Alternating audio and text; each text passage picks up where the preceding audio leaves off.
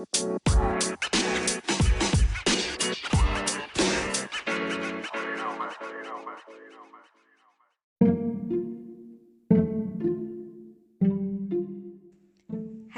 everyone. Welcome to another episode of Crash Cinnamon. It's your host, McKenna. Hope you're well. Um, where do we start with this one? Is this a kind of a sensitive topic for me because it's very close to home? As I have family members going through this at this very minute. But I will bring it back to a few years back when I was doing my law degree. I volunteered. Actually, after I finished, I volunteered for the family courts in my city, and it was such an eye opener of how human beings, we adults, treat our children as commodities, as ping pongs, as walls, as objects, as the thing that you use to spite the other person. It was horrendous. And I remember there was a gentleman who I was helping him with this case, making sure we have our statements and what he wants to say to the judge for his contact case. And it was interesting. He said, I hope this job doesn't make you not want to have children, because I can appreciate you see the nasty side of families and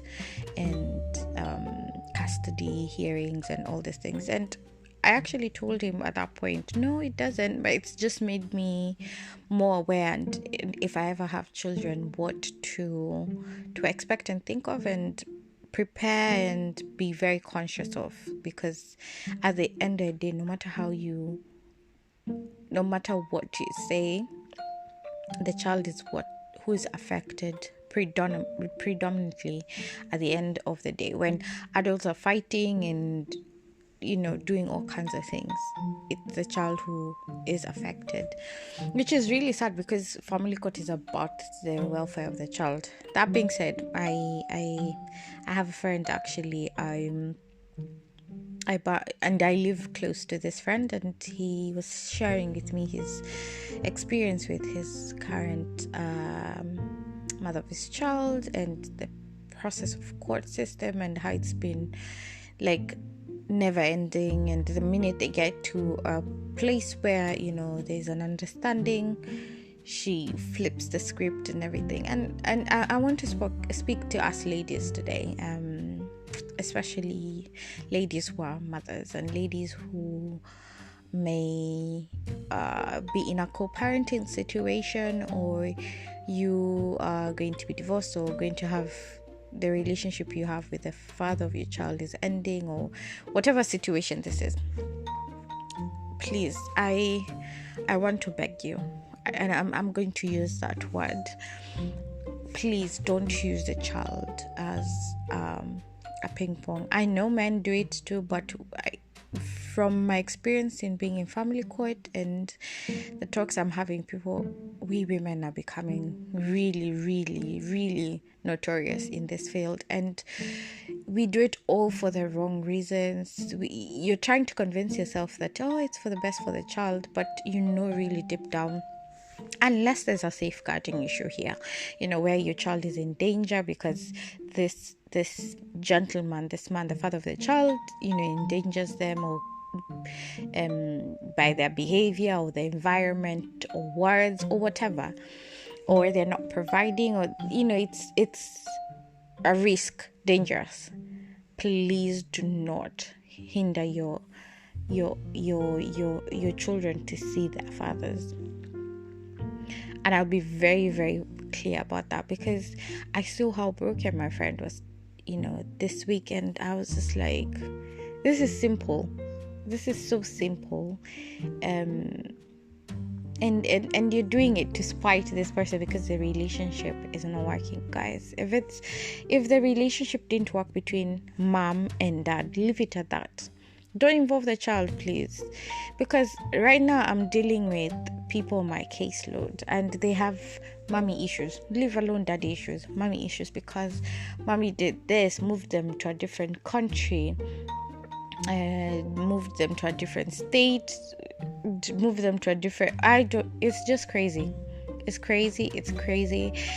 And all because you are angry about the person you were with in a relationship, and you want to spite them because the law wholeheartedly most of the times goes in favor of the woman when it comes to family matters and family court. I will say that openly, even though it's supposed to be balanced, it isn't. And most of the times, sometimes I don't know, our systems are broken in many ways. Even the Kafkas who's supposed to be involved in all these things, they don't really help matters. So I feel, let's bring it back home. Let's deal with what the pain is and don't involve the child, please, because the damage that you're creating now, you have no idea who's going to have to deal with it years from now. It's the school systems, it's the NHS that will be burdened because of your child, is unable to form relationships because there was, you have no idea the future how is not bright because of what you're doing right now. So please leave all the bile behind, leave all the craziness, leave all the nastiness, leave all the manipulation. Do what's best for your child. And if the father is doing what is right as a father, providing, being there, being a good role model, everything, they have a right to be with their child and contribute to that child's life, because without them you'd not have that child. So please, let's stop this pettiness. Let's stop using children as awards for it isn't. This is a human being. This is somebody's life you're really, really messing with because you have anger. See a therapist. Deal with your own pain. Address the issues. Sort out the thing, Let's not aggravate it. I feel so heavily talk about that today. I mean, because this podcast is about human relationships and the impact it has and how society is affected. There's so many people in being fostered. They're in they're in care because two human beings could not figure it out, or something. You can. The frustration today is real, and I won't hide it. And this is for the ladies, please. And forgive, and if you can find a way to really, really, really co-parent with the person there, please, because I wish you could see the stats. I wish you could see the future, how and I know there are women who are doing it, and the children are growing and getting better, but there's a vacuum you're creating for this child that you have no idea. It will come to bite you in the future. So let's be real. Let's bring all this craziness to a halt and try and co-parent. And for the men, I know you're tired, you've been stretched, you've been exasperated in many ways. You're tired of talking, you're tired of the court cases, you're tired of the texts, the emails, but try and keep calm and go at it again. And I'm very specific today on the genders, because the perpetrators, a lot of the times in this kind of cases, I've seen from my experience, not to say that men don't do it as well, but the majority is women, and we need to stop it. We are creating wounded people. We are creating a wounded generation. Please stop. Thank you. That's the end of our podcast today. Nice and short. Please stop it. Yeah.